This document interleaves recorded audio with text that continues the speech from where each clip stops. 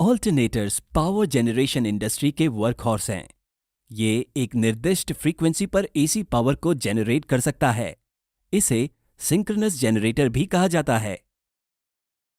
Electromagnetic induction द्वारा alternators में बिजली को पैदा किया जाता है। कॉइल में बिजली जनरेट करने के लिए या तो कॉइल को मैग्नेटिक फ्लक्स के हिसाब से घुमाना चाहिए या कॉइल के हिसाब से मैग्नेटिक फ्लक्स को घूमना चाहिए।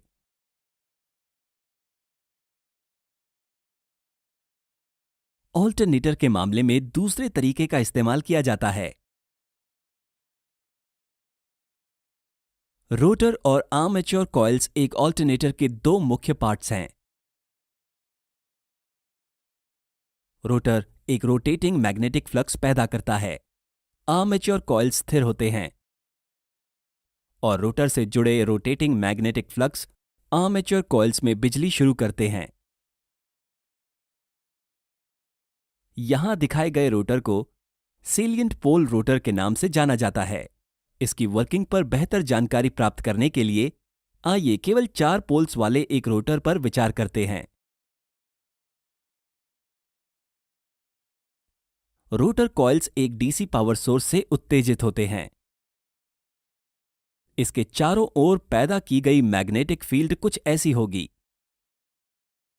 रोटर को एक प्राइम मूवर द्वारा घुमाया जाता है। इससे रोटर फ्लक्स भी इसके साथ साथ घूमता है, उसी स्पीड से। ऐसा घूमने वाला मैग्नेटिक फ्लक्स अब आर्मेचर कॉइल्स को इंटरसेक्ट करता है, जो रोटर के चारों ओर फिट किया हुआ होता है। ये इस वाइंडिंग पर एक ऑल्टरनेटिव ईएमएफ को जनरेट करेगा। यहां रोटर स्टेटर इंटरैक्शन का स्लो वर्जन है।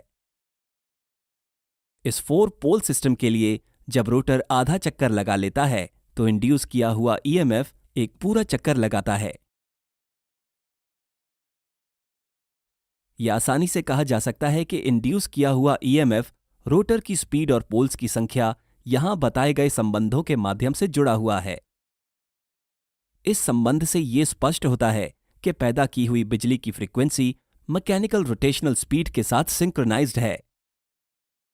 3 फेज एसी करंट को पैदा करने के लिए 2 और ऐसे आर्मेचर कॉइल्स जो पहले वाले से 120 डिग्री फेज के अंतर में हैं, को स्टेटर वाइंडिंग में डाल दिया जाता है। आमतौर पर इन 3 कॉइल्स का एक सिरा स्टार कनेक्टेड होता है और 3 फेज बिजली दूसरे सिरे से खींची जाती है।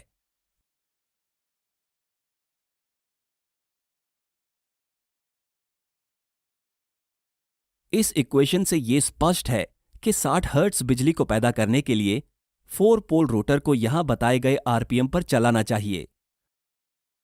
इतना बड़ा आरपीएम रोटर के पोल्स पर जबरदस्त सेंट्रीफ्यूगल फोर्स पैदा करेगा और समय के साथ मैकेनिकली यह विफल हो सकता है। तो सेलिएंट पोल रोटर्स में आमतौर पर 10 से 20 पोल्स होते हैं, जो कम आरपीएम की मांग करता है। या सेलिएंट पोल रोटर्स का इस्तेमाल तब किया जाता है जब प्राइम मूवर पहले से कम आरपीएम पर रोटेट करता है।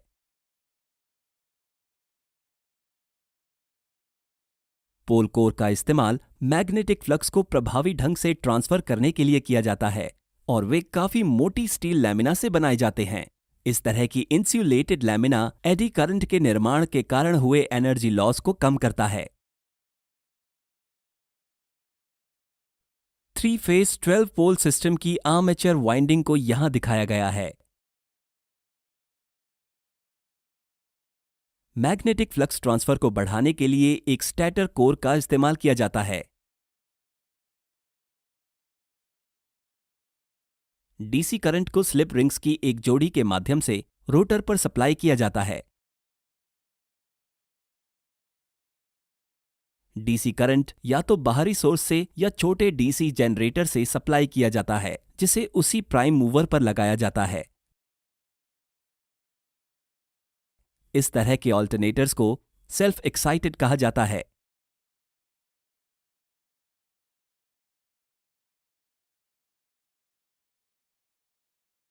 लोड के बदलाव के साथ जनरेटर टर्मिनल आउटपुट वोल्टेज भी बदलेगा। टर्मिनल वोल्टेज को एक निर्दिष्ट लिमिट में रखना वांछित है। एक ऑटोमेटिक वोल्टेज रेगुलेटर ऐसा करने में मदद करता है। फील्ड करंट को कंट्रोल करके वोल्टेज रेगुलेशन आसानी से प्राप्त किया जा सकता है। यदि टर्मिनल वोल्टेज वांछित सीमा से नीचे है तो AVR फील्ड करंट को बढ़ाता है और इस प्रकार फील्ड स्ट्रेंथ को भी। इससे टर्मिनल वोल्टेज बढ़ जाएगा। यदि टर्मिनल वोल्टेज अधिक है तो उसका उल्टा किया जाता है। कृपया patreon.com पर हमें सपोर्ट करें ताकि हम अपने सभी अंग्रेजी वीडियो को डब कर सकें। धन्यवाद।